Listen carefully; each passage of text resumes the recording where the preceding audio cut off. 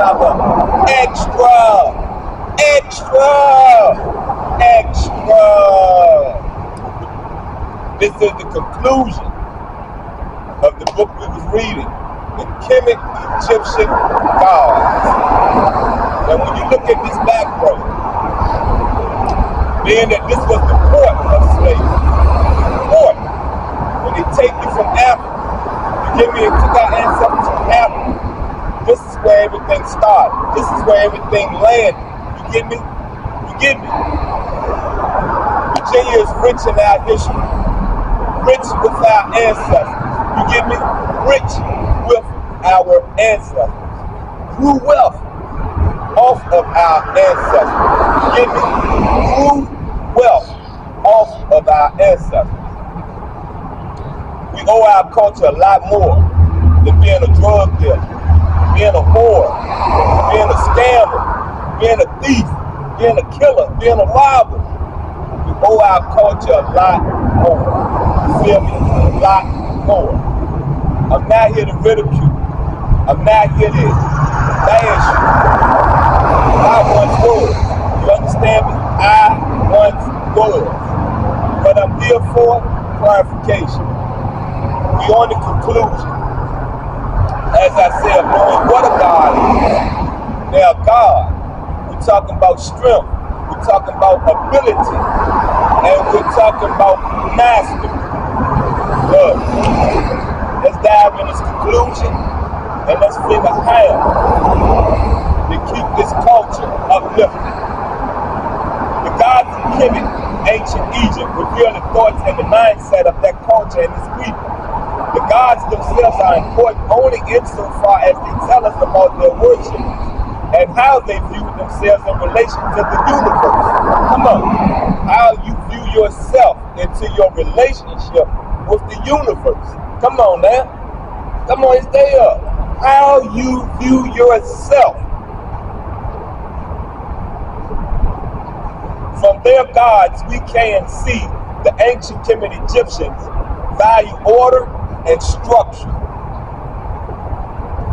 Everything they observed was named, given duties and responsibilities, and limits, and yet in many cases, still interacted and overlapped with other gods. You get me? They got to carry on. That's what a legacy is about. You have to take a role. Your soul that's in you now played a role before Christ, played a role after Christ. You understand me? You get it? Know thyself. You get it? That's one thing I learned in prison, is to sit down and learn thyself. We know they value life in the present. What people with a goddess, a beard, don't value in good time. Come on, man. What people with a goddess, a beard, don't value a good time. Their respect for the transition from life to death, death to life, and eternal renewal remains profound. The sheer number and variety of gods in the ancient Kemet Egyptian culture speaks to the Kemet Egyptian need to know, to understand, and to relate to all parts of their universe and to each other. Perhaps this drive to understand the world and to make sense of why and how things happen supported the monument building tribe of these people. Their staggering feats of building have endured in hostile conditions for millennia. The pyramids, the ancient city buildings, the statuary, and the obsolete serve as reminders that the Kemet Egyptians felt themselves to be capable of leaving a mark on the world and in history. Nonetheless, they did nothing without welding in their gods to the feet. No, that's the end. And I don't, the first thing come to my mind with the goddess of beer, say you ain't having a good time, I'ma say this. How I first take it, we can do more justice for our goddesses. They're just not here for entertainment. They're very educated. You get me? Very educated. You understand? So if you take it and you look at it another form of way, you get what I'm saying? Another form of way, it is a God, it is a God and a goddess of two intellectual minds sitting, drinking, coming up with solutions. You get me? Coming up with structure, coming up with obedience, coming up with what we have today, right here in America. Laws, wealth, a life, good parenting. You understand me? Good parenting. Right here in America we have. Everything America was structured on. Come from out of Kemet. Come from out of Africa.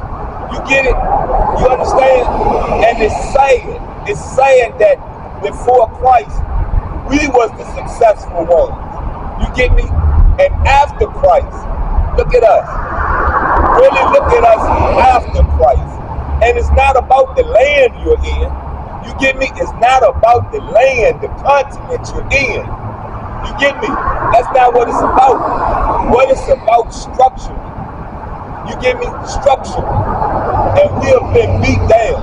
We have been bamboozled. We have been tricked into thinking doing something wrong is the right way. You get me? Since the beginning of time, we have done wrong. That has proved to be righteous. You get me? That has proved to be righteous in our culture. You understand? You don't catch that part, right? You get it? If you go talk to a Christian, you talk to a Baptist, you talk to a Catholic, it's wrong to pray to the devil. It's wrong to have the devil lead you. You understand? You get it? But if I'm standing in the fact Satan dropped here first, then Satan taught us everything we know to get ahead.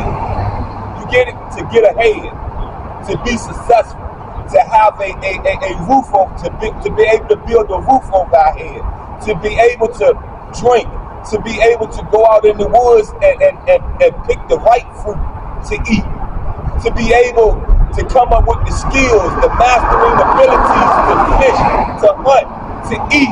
You get me? To eat. And for ISIS to be able to learn how to bring life into this world. Come on now. I'm going to say this. We all steer from the foundation. And we know the foundation is our moon. You get me? We know that. We know that. Like I said before, Satan won't go back to heaven. The devil want to go back to heaven. So this reign, this 100 years of Satan's reign, don't be the fool. You get me? Don't be the fool that burn in that lake of fire. You get it? You get it? Be the million that Satan is surprised to see you in heaven. Be the million that Satan is surprised to see you in heaven. Look, I ain't gonna take up too much more of your time. As I said, this was the conclusion. I hope you can remember what a God and a goddess is, and I hope you understand. Respect us. What you don't know, ask us. You get me? Ask us, research it, so you'll understand we don't lie to you. You get it? We don't lie to you. Anyway, anywho, you've been with the Nasty Pastor. I'm out, and this has been another extra